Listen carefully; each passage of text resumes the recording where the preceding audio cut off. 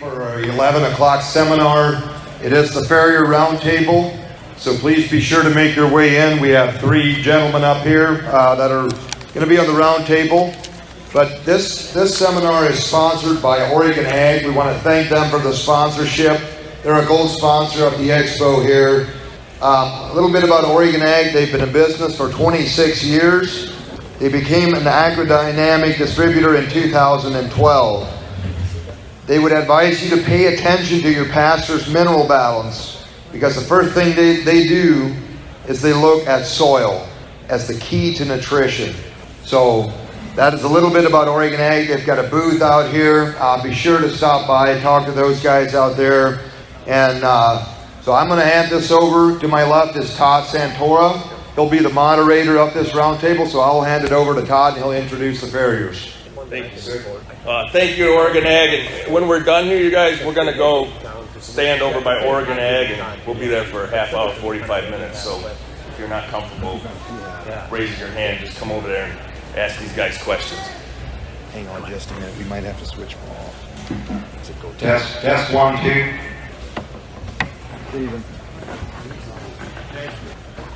Test 1, 2. We'll use that. Yeah, that was better. All right. All right, you guys. We have 3 great farriers here. Come on up here, you guys. All these guys have been shoeing buggy horses and street horses, as well as other disciplines, for years and years, their entire life. And they've all been members. Our association, just a little plug for us, is all about education. And we're 10 years old, and these guys have all been members of our association since it started. Our first contestant, our first panelist is Laverne Mast. He's been shoeing, he's from northern Indiana.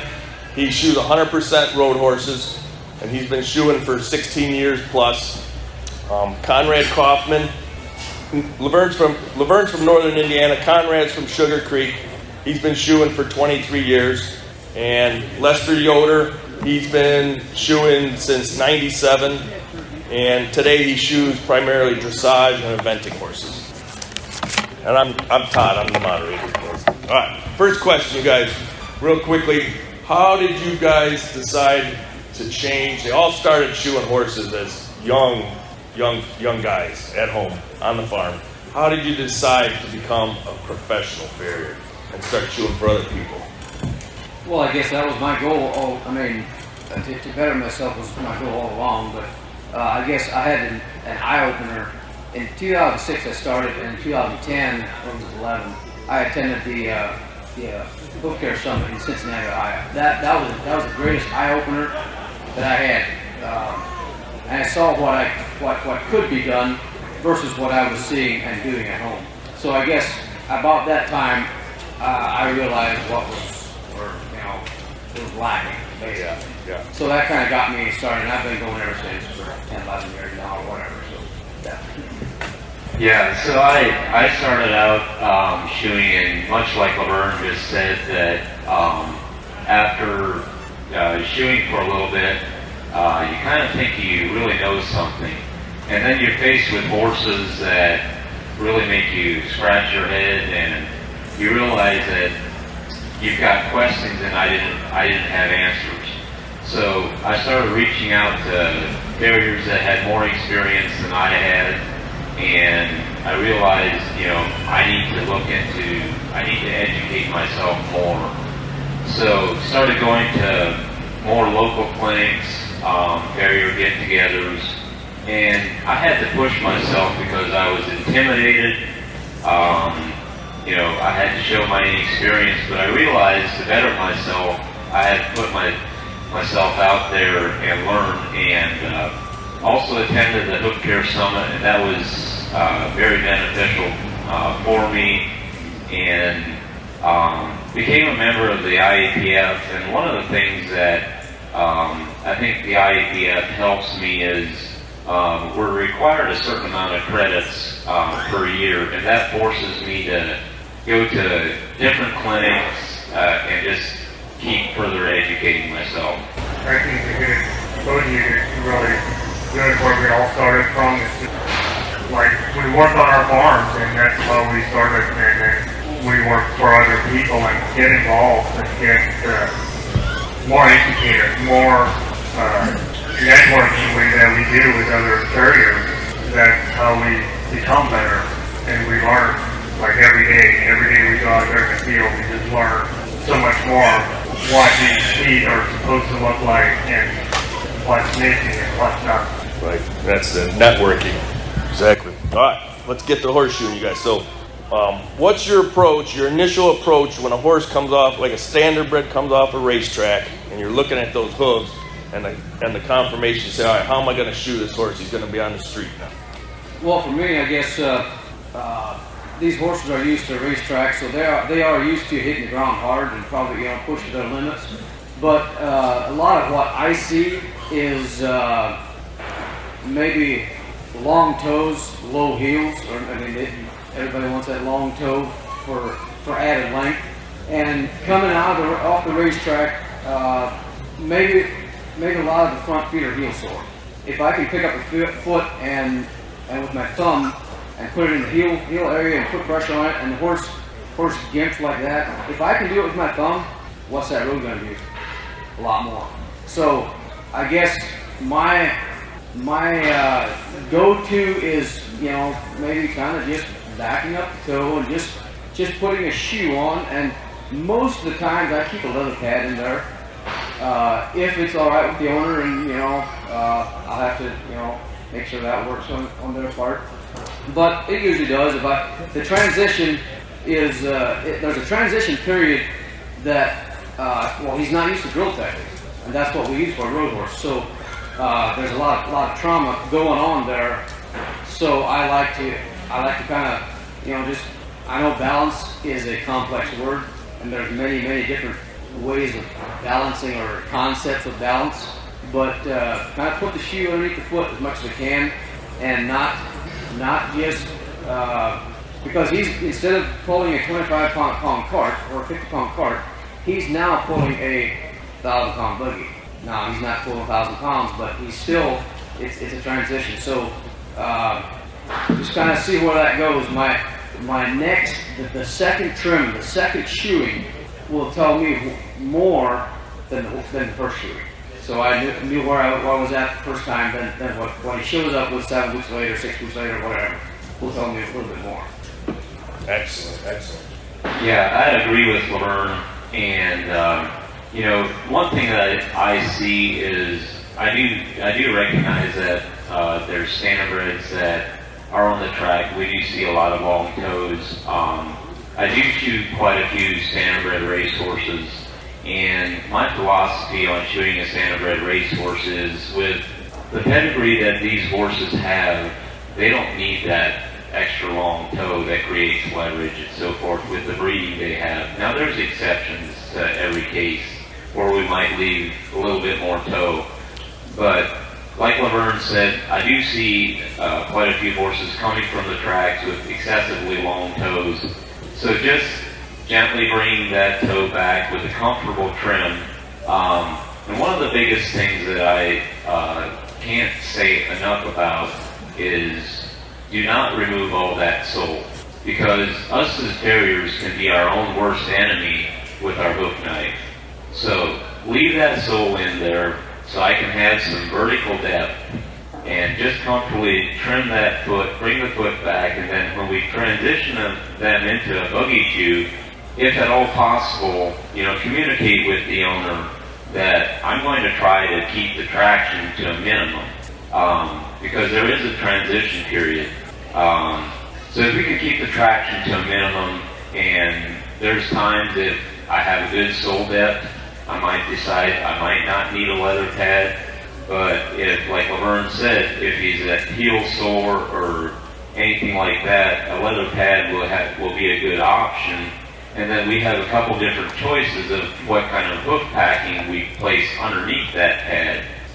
How firm of a packing do we need? Different, what durometer are we going to use? Durometer meaning, how firm of a hoof packing do we have? Do we need a hoof packing to draw out some of that soreness? And so forth. But just like Laverne said, the second time around will help us better judge on how we're going to shoe that horse long term, but just trying to keep it simple, keep the horse comfortable, and keep the traction to a minimum, but yet we also still have to keep that horse on its feet. So, Yeah, I think that was really good to go to you on recognizing like this horse coming off the track, whether it's thoroughbred or standardbred. A lot of them don't have that vertical depth, and it's getting that shoe selection and nail selection where you're not compromising that hoof wall until you get a transition into your thicker, wider leg shoe or whatever you're trying to do. So I think that's really important. Excellent, guys. And remember that important point that Laverne made, and they all agree, you watch that hoof. That hoof starts telling you how it's changing, what it needs, what maybe we did a little something too much or too little. So that's important information. All right, you guys talked about drill tech and pads, so we'll hit on those two. So what pads are you guys using on the street? Does every horse need a pad? Some horses, are we using wedge pads? Are a lot of horses not in pads, but maybe should have some padding? I got probably 25% of my 280 that I do, maybe 30% in pads, front feet. I'm a leather guy. That's very simple. I use some plastic, so it all depends on what I do, but most of my pads are leather and with the proper. I like leather, not that I have anything against the other pads, but I like the foot that comes back after leather. I like the foot that it brings me back. I use back every pad, leather pad gets rivets, 2 rivets and heels to sturdy that thing up a little bit. And packing, I impregnate my hoof packing. I use Soul Pack or Raid or whatever with copper sulfate crystals just to fight the thrush. And then I use that oakum to seal it off. And that gives a nice, just like I said, no problems with others. I just, there's more, I think the plastic or the rubber has more vibration effect, maybe. I don't know, I think there's tests being done. But that also leaves it more susceptible to the bad stuff coming in. So you have a smaller window of packing just right. And it does work. I just like the leather. I'm a leather guy. I can do a lot of things with leather. So that's mine. And as far as horses that I always talk to my owners, okay, this is what I use leather for, and if it doesn't work, I'll try and gradually go without, but I'm going to try it, see what happens. So, yeah, communication. yeah, I'm a leather guy also. One of the things that I like to use leather pads is when you think about the tanning process that it takes, to tan leather. A lot of leather, some formaldehyde is used to tan the leather, and now just straight formaldehyde against a frog of a foot or something, I don't like to see that. But the tanning process of a leather pad, I think, also helps to eliminate some of the thrush. The environment that we create, when we've got a pad underneath the foot.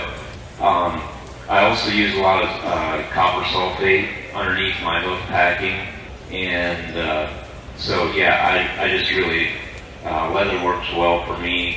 And just a little interesting test, if you put a leather pad on your anvil and put a synthetic pad of the same thickness, lay that side by side, take your hammer and just drop it, and watch how far your hammer will bounce back up in the air.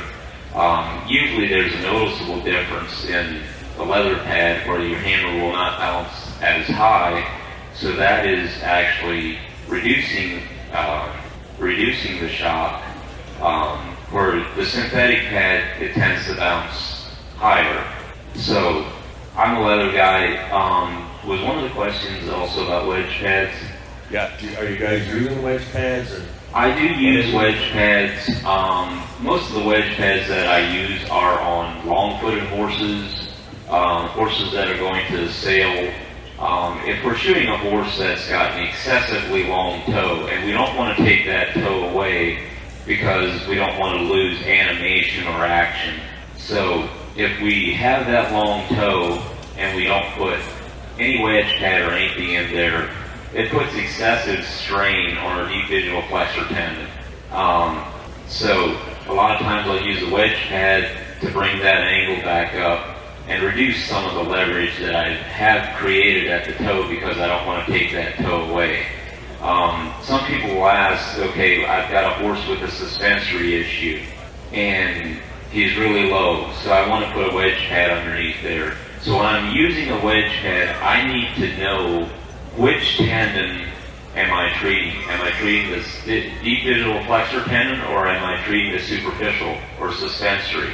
Because just placing a wedge pad underneath the shoe will actually tighten your suspensory. If I'm working on a horse that's got navicular disease, I'm trying to ease the tension on my deep flexor tendon.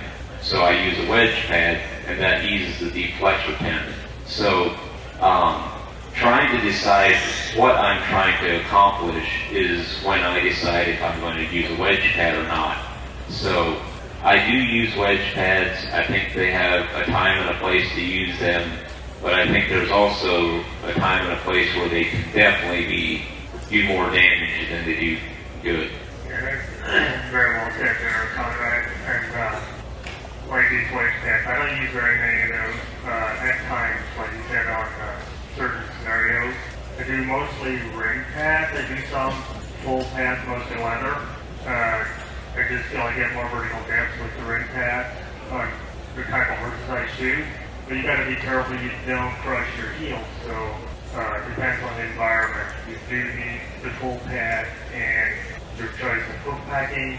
That will greatly vary. You know, if you use a ring, something you pack it by hand, or you use a silicone base, or whatever you want to use on that regard. Excellent. This is a follow-up question. Laverne and I were talking about this. Do you guys think, you all know what founder is and laminitis, inflammation of the hoof. Do you think that there's some amount of inflammation, laminitis, that is not necessarily detectable to our eyes, but the horses are experiencing it on the hot asphalt, the roads, the drill tech, and maybe more horses would benefit from pads, like in the front end? Well, as far as my knowledge, I think if a horse goes through a laminitic stage, there's growth rings, or the hoof will show that. And that's actually, I didn't even mention it, but one other, I mean, all my horses, my personal horses, the ones, the 2-3 that I drive, they all get leather pads. My thinking is, and it doesn't have to be a thick one, I'm not, into action and all that stuff, but just to drive them down the road on a hot summer day, 90 degrees or whatever. I talked with a guy, I forget who it was, but he laid a thermometer out on the road, and it was like between 120 and 125 degrees, the thermometer. With that amount of heat coming out of the asphalt, and a horse going 10 miles, you got sweating and all that stuff, that's a recipe for getting something like that started. So I think a leather pad just kind of puts a barrier in there. So I guess I don't really have that answer. Is there horses that should have, but if they do, they would certainly show signs, right, in my opinion. And $15, $12 pair of pads is great preventative. Yeah. That's if what I I'm rivet saying. them, you can sometimes use them again more. So if you don't rivet them, the heels are smashed or whatever. If you rivet them, they're more sturdy. Just my preference. Yeah, I agree with that. I do think the heat from the pavement and so forth, a horse sometimes goes through a very mild laminitic episode that we too often don't recognize. And, just like Laverne said, pads are not that expensive. And I had one client tell me that if a set of pads saves me from having to, my wife wants to go to town and our horse is lame, she needs to get a driver to go to town, that's going to cost more than a simple set of pads will in a shooting area. Just something to keep in mind. But, that that $15, $18, $20 does add, onto your billing, does look higher. But I do believe sometimes we don't recognize enough that some horses do actually go through maybe a mild road pounder episode. And if you look at the growth rate of your horse's feet, especially during those hot summer months, it is noticeable. Yeah, that's a very good point, Lamar. I think you do experience some sort of laminitis from that road pounder, and even like non-buggy horses, if they get overheated, especially if you have clients that are riding or driving these horses on a full synthetic footing, they really do need that vertical depth, just like you do on asphalt, because you need to protect that arm and that foot. Right. All right, drill tech and borium, you guys. So we have a bunch of examples of shoes with drill tech and borium over by the booth. So if you guys have questions and stuff, because these guys could get really into explaining how to apply the drill tech and borium to like change gaits and avoid lamenesses and stuff. So when you guys are just approaching the drill tech question, it's like, what are you thinking about? How, looking at the horse, like, I need to put drill tech. Are you putting it on thick? Are you putting it on, how should folks be thinking about this? Well, I don't think, I live in the flat area. Northern Indiana is pretty well flat. So what works for me there will probably not work for Conrad. That should be understood because he does need more grip in the heels and whatever. So my approach is to put drill tech in an even measure on the point of the frog, all the way out. Same measure from the tip of the frog. That's where I want my trim to be. So if I have a horse with a flare towards the lateral side or medial side, whatever, the flare, and I cannot comfortably trim, I don't want to over trim that horse. So I have no problem kind of beating that shoe if the flare's on the outside and I cannot trim that horse to where I can get that even from the tip of the frog out to the first toenail lateral, first toenail medial. I will shape my shoe to that till I can dress even. That's my goal. So I have no problem with moving drill tech around, but here it goes back to the first question. The second shoeing, what that horse and what that wall did will tell me if I'm in the right direction or if I need to go more or less or whatever. So that being said, I don't want to not pre-dress shoes. That's okay for somebody, but in this situation, then pre-dress shoes, you cannot do that. So I would definitely recommend, and I don't think it's the mount that does it. Even in on summer day or whatever, it really does not. It bites down a little bit, but we got some drill tech that I got a shoe back there that's got like a 3/4 inch of drill tech. That shoe will not sink in 3/4 inch in the asphalt. Not even on a hot day. It might sink in a little bit, but the top 1/8 inch is what's going to bite. If I put a 1/4 inch or 1/8 inch on there, I'm going to have pretty well the same amount of bite that guy, and he put 3 times my drill tech on. So, and it's expensive in my opinion. So I have no problem with moving my drill tech around however I want to, and then reassessing the next trim in the shoe, and then going from. Yeah, I agree. When we shoe a horse, we assess each individual leg and put the drill tech on that shoe for that individual foot. If all of us have looked at a horse with conformation, different conformation, they might have 4 different legs. So I try to place my drill tech according to a horse's conformation, and for me, that has helped me avoid other issues like forging, interference issues and so forth. So, we assess each individual leg and place the drill tech on that shoe according to that leg. And just one thing that was interesting to me, I like my horses when they land, when that foot lands, the impact phase, to have just a split second of slide, and then my drill tech takes a hold as they go into the weight bearing and landing phase. If a horse does not have a split second of slide, you're going to have soundness issues. I see that in the race horses. I see that in hunter jumpers, in any horses that I shoe. And I think it's the same with buggy horses. If it just comes down and we just stick that foot to the pavement You're going to see a lot more corns in your heels and so forth. And there was a scientific study done. Some shoes with drill tech on them were put in a press to stimulate a 1,000-pound horse coming down with the impact. If your heel drill tech is in a spike, say your spike is a 1/2 inch in diameter, we also have a responsibility to the roads we travel on. So we all recognize the horses do damage to the roads. So if that drill tech is in a spike, pounds per square inch, that one spot of drill tech will do more damage to the road than if a semi-trailer passes over that. It's kind of hard to believe, but the semi-trailer, the tires are spread out. Here, we've got 1,000 pounds of force coming down on a 1/2 or 3/4 inch circle. And it does a lot of damage and creates a lot of torque. So I think in the wintertime, we have to go more aggressive, maybe sometimes more aggressive than what we like, but we also have to keep the horses on their feet here in Ohio. We do have some pretty drastic hills, and I think all of you are aware that chip and seal is something we have to deal with. In the wintertime, they do get really slick. So we have to try to find that balance about keeping the horse sound and also making sure that our clients can travel from point A to point B safely.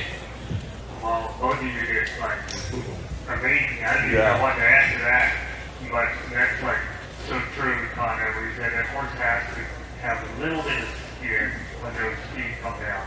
They can't stop abruptly. But then that's where you gotta turn up tendon, joint, all that kind of stuff. Geez, I don't even know what to add to that, Connor. Right? Excellent, you guys. We'll start with Lester on this one, because this is a topic that's dear to Lester's heart.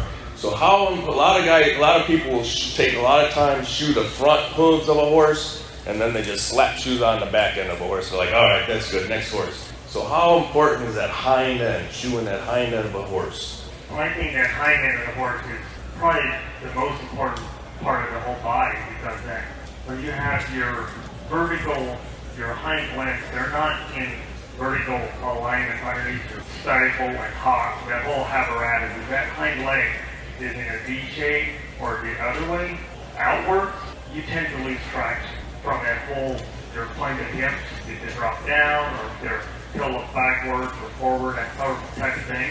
And your hind feet will tell you pretty much what all that is happening in that time. When you pick that foot up, you can pretty much feel what all's going on. So if it's kind of like a rear wheel drive truck. You don't have good tires, you're going to spin out, and your front end is going to perform loosely, or it just can't perform. The hind end, you got to read that and get that everything in alignment with your stifle, top, foot. Everything's got to line out when you look at that. Yeah, I think the hind end is really important, and I think for many years I did not place enough importance, and still sometimes don't place enough importance on the hind end. A scenario, one thing that came to my mind is we shoe some team roping horses, quarter horses that are used for team roping. And when we started shooting these horses, the horses had a lot of hock issues. So we it was just a basic trim, basic solid trim, but we actually put sliding plates on the hind end of those quarter horses to support that hind end, and also to take away some of the shock. So when that lariat hits that steer and it's wrapped around the saddle horn, and that impact goes, the hind end of the quarter horse has to drop down a little bit to absorb that shock. So we gave them a little bit of give. We supported that hind end, but we took away the crease in our shoe and put a sliding plate on there. Basically, we supported that hind end, and a lot of the horse's hock issues went away, and issues that we were seeing in the front feet actually also drastically improved. So that same thing applies to a buggy horse. If we can support the hind end properly, a lot of horses are, the power is in the hind end, and the front end is steering. So buggy horses or team roping or emitters or whatever you have, I think supporting the hind end properly is important. Well, I'm right with you guys. Like you said, right at first when I started, and it was the thinking about the front end. Everybody wanted the action, or the front end was very important, and it is. It's not important, but if you really think about it, we got a buggy behind us, and the horse is pulling. Everything is against his chest, his collar, his breast harness, and that just puts more pressure on the back, on the hind end. And I think actually in a road horse environment, the road horses that I do, the toes of the back end are, in my opinion, the most important aspect of all the feet. If you chop all 4 feet, in halves, you have rear heels, you have rear toes, you have front heel, you have front toes. The rear toes are probably the ones that I give as much attention as I possibly can. I don't try to forget the front end, but if you have sore, if you have let's say you have a very, very square toe on that hind end, I'm not saying that can't work. It just has not worked very well for me. In my opinion, if you and everybody likes to talk about balance and breakover, and I'm not the smartest cookie in the jar here, but I have a hard time wrapping my mind around balance. Everybody likes to talk about it, but it's such a subjective subject. It's moving, and I like to think about support. Support, to me, is a lot more simpler, and if we put support where it's supposed to be, in the amount that's supposed to be, a thick enough shoe in the back end so that the horse can, use those shoes and put Drill Tech where it's supposed to be, he can use that leverage. If you have a horse standing in front of me and you measure from the front legs to the hind legs even, and you take a giant meat cleaver, you chop that horse in 2, you got 2 halves. Now you move one side here, move it apart. Which way is the back half going to fall? Forward. So horse support. In the heels? it's in the toes. Those toes are pretty important to me. That toe needs to be supported. Uniform wall thickness all the way around. And if it's a triangle-shaped white line, that hoof wall is triangle-shaped. It does not. I don't go for square toes. Setting the shoe back. If you set that shoe back and you set your straight edge, the shoe should be out there by the straight edge so that he has that toe. Here again, reassess the second trim, see how he does. But I do a lot of, if I get just a little bit of forging, it clears that up. Not always, but if they drive their horse like they should with tight lines and stuff, that'll clear it up.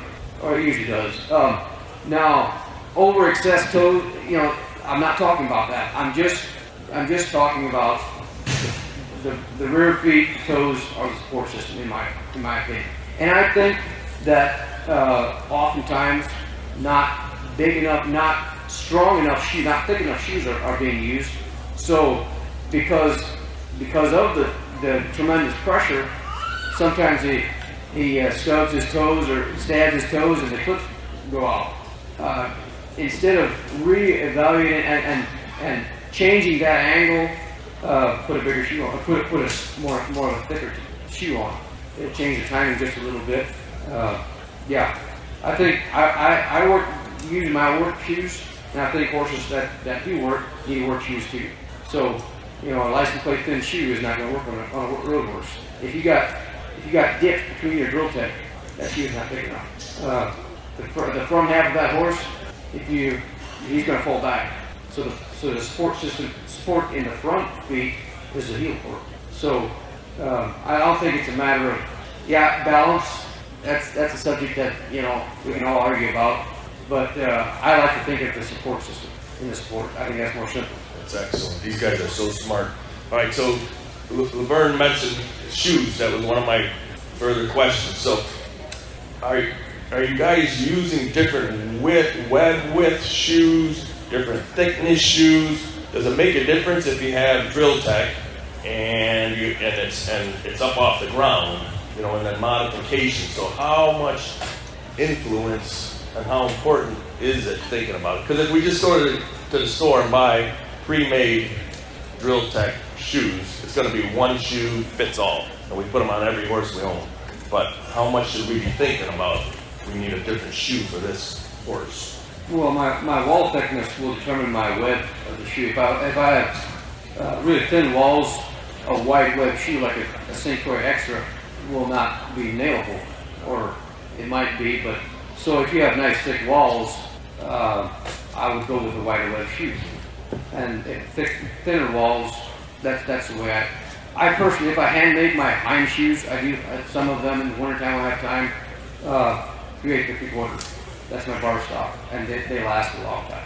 Yeah, I think just like Laverne said, the thickness of my boot wall will a lot of times determine on if I'm using like I use mostly Kirkhart shoes, an SX8 or an SX7. Now that can vary when you're going into, other disciplines, like quarter horses or so forth, depending on if I do need more traction, I might go to an SX7 because that is actually a little narrower, which will give me more traction.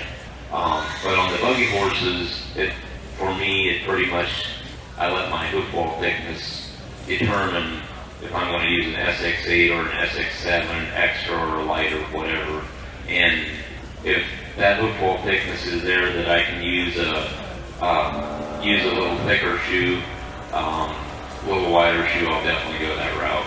Yeah, I would agree that your football thickness is the key component to deciding what kind of shoe width that you want to use, and even thickness. For what I do personally right now, I like to go with a 10 millimeter thick shoe just because I can get more modification out of that shoe. It's a little bit thicker.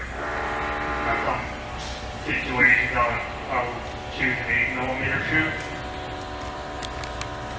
Okay. All right. So, and then this question is about lameness, you guys. So, what kind of lameness is? So, horse is sound, but now he's going to become a road horse. What kind of lamenesses could we anticipate from the hills and using the drill tech and on the asphalt? And then how can we shoe to prevent some of these lamenesses? Or things that you guys see? A horse will be sound and then maybe it's a new road horse and it'll be like, oh, now we got back sore or this or hocks. Things that would be a little bit more common. Well, yeah, drill tech is, I think it's big in where you place it. So that I'm also, like Conrad said, my heel drill techs are a little bit off the heel usually, and I don't, only an eighth of an inch or whatever. I'd rather have a little bit of a slide, but I try to communicate with the owners. Don't drive this horse up to the hitching rail at the grocery store at 20 miles an hour.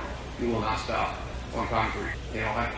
On asphalt you might, but not on concrete. So, because if you do, if you put some on there big and like you said in the spike, you will create soreness. But what I see is I would rather err on the side of having too little on there and building up next time we can handle it than do the other way around and creating soundness issues. Now, this is also something that I have to keep an eye on, but harness fit is a big key.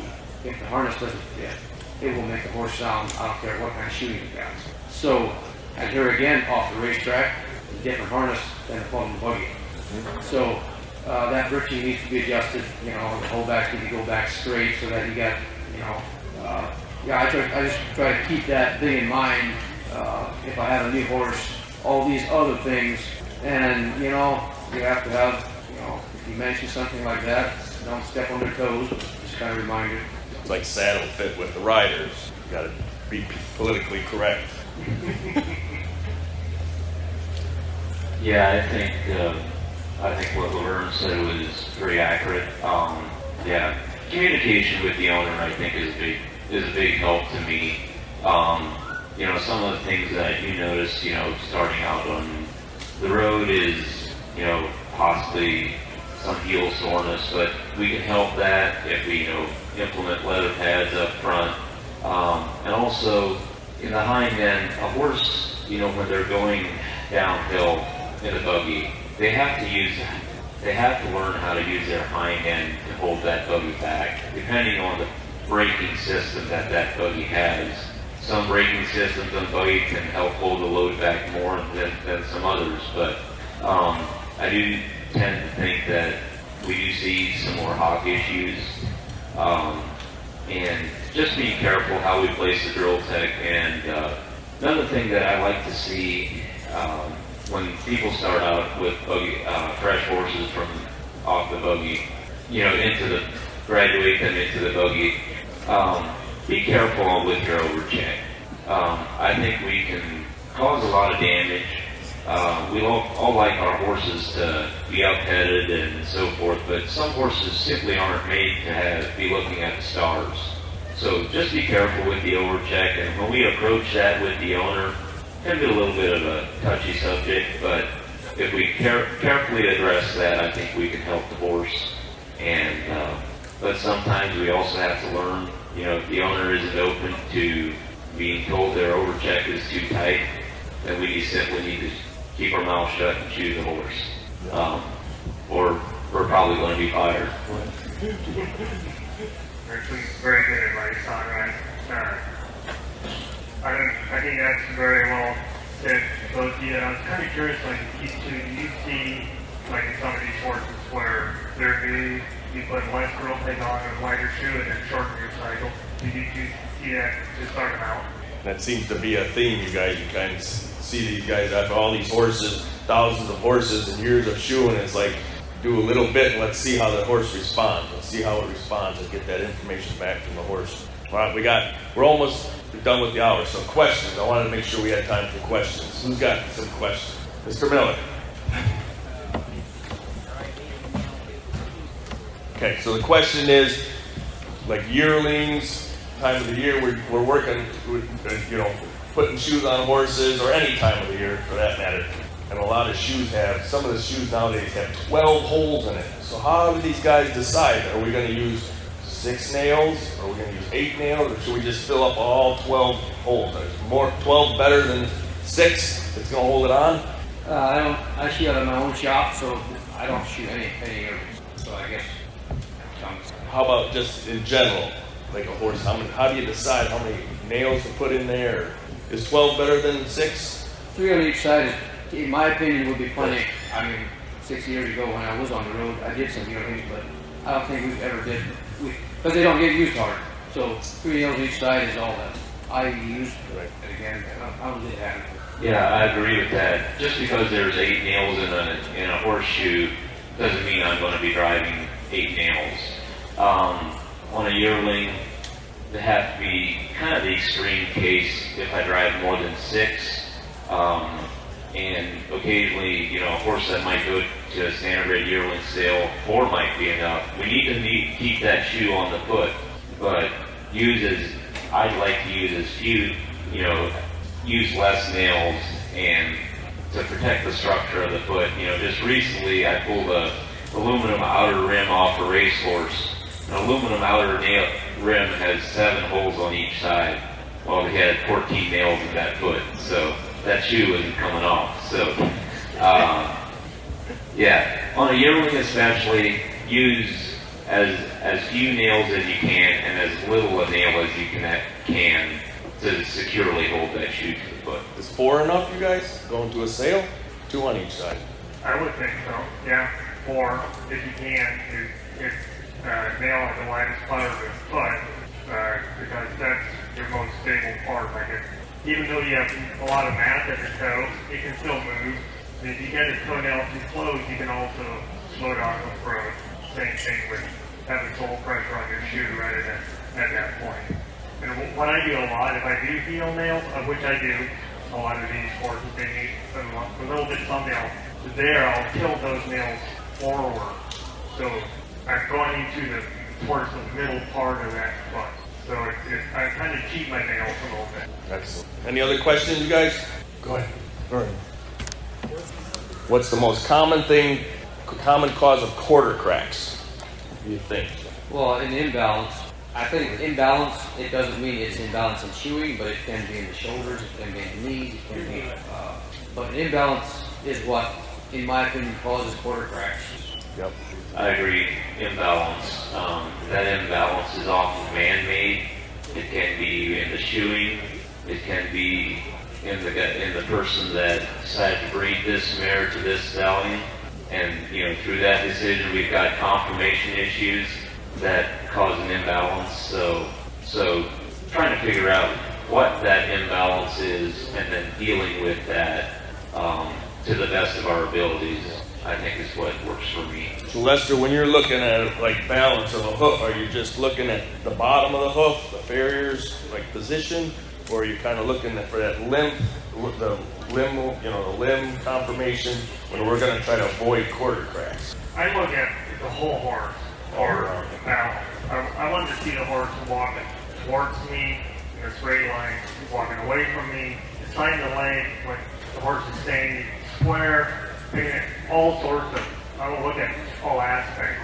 And if there's quarter cracks, this might be impossible to say, but I think a lot of times it's human. We get in the way of these things, whether it's doing an imbalance, short changing the foot, whatever it is. If we pull those shoes off and trim them correctly and throw them out in the field, it'll probably go away. So we just stay away, stay out of the horse's way, so to speak. Who else? Go ahead, you guys. Go ahead. I can't hear him. Can you guys hear him?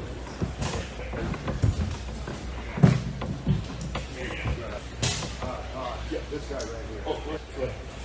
So you trim up a frog, you guys, and when it come back, that frog is twisted to the left, or medially, laterally, or it's overgrown. How are you guys reading that frog? What's it telling you? Well, that's a loaded question, but I find it, in my opinion, it's pointing towards the high side, but it's not always, that's not set in concrete.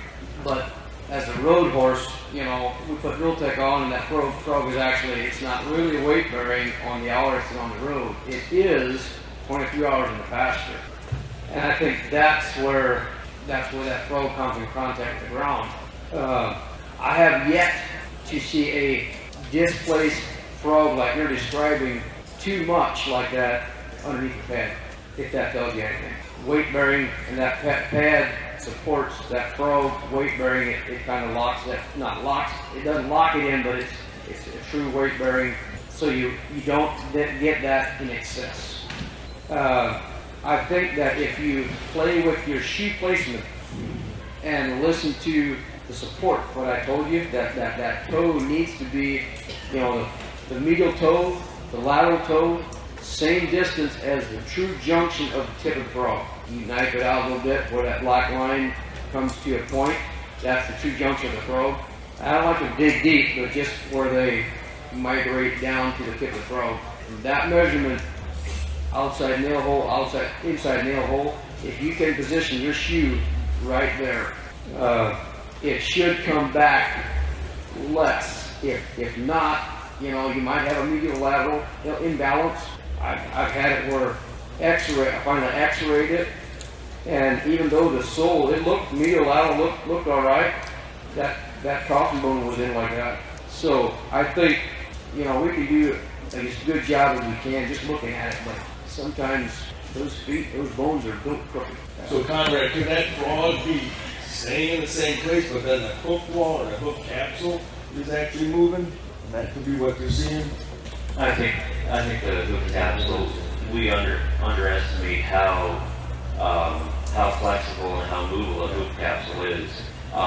For anybody that shoes horses in here, I think we've all pulled a shoe off a foot where the horse has sprung a shoe, stepped on one side of the shoe, and maybe for 6 weeks or maybe even 4 weeks, that shoe has been bent a 3/8 of an inch. That heel will actually settle to that shoe. So when you pull that shoe off the foot, your heel actually goes like this. I think we've all seen that. So I think we sometimes underestimate how flexible a hoof capsule is, and that can be to our benefit too, because that can eliminate some quarter cracks that there is simply bad shoeing there, but the foot is forgiving enough. But I think sometimes the hoof capsule can distort enough that sometimes it's really hard to read. The hoof capsule distorts sometimes more even than the frog does. Right. That's like what Laverne saying, keep an eye on like landmarks. So toenails, medial toenail, lateral toenail, and equidistant. You want to add anything? So I think you covered it pretty well. The only thing I like to add is sometimes you'll have a conformational issue where it might push your frog off to the side. But pretty much gravity is going to, as it grows, it's going to do what it's going to do. You're just going to have to work through reading what it's going to tell you to do with it. One more question, you guys, and then we'll be here though. Oh, that's a good question. Leverage, support. So Laverne mentioned support. Oh, that he's always has that in his mind. So where's that line between support and now we're creating leverage? When we're moving shoes around or modifications. Well, that's a loaded question. I think Conrad can answer that one.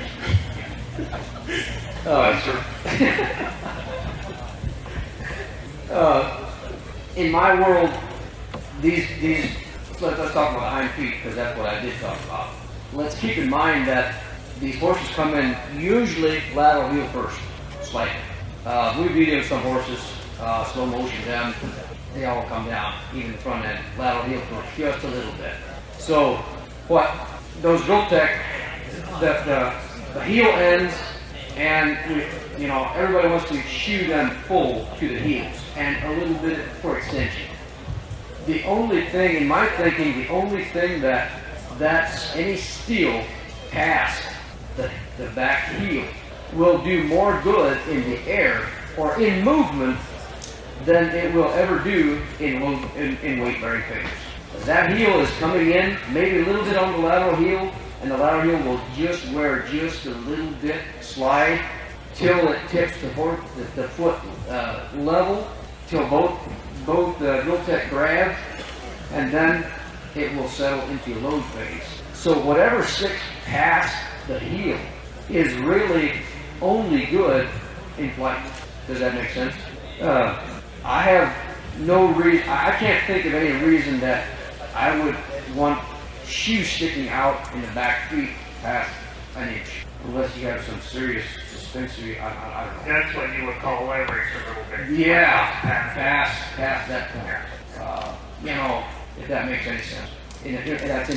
I think shoeing that goes on in the arena, the horses that perform in the arena, now that's different.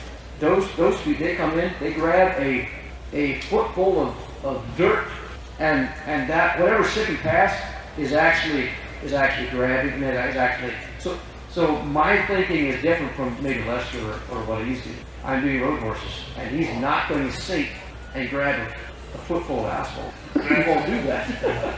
What I like my 10mm shoes Yeah. for that exact thing, and especially you're in a full synthetic footing, so now your foot's not skinny. It's like going on a memory foam; it just goes down, and your light is still wants to go forward at the same time. So it's got to fill into it, and I see more in recent years where I'm supporting that lateral heel, especially hind feet. It's either I'm getting more educated or the horses are more regular. Mm-hmm. I think just a general rule of thumb is, for me, buggy horses and other horses also, if you draw a straight line from your heel bolts down, it's kind of a safe guideline.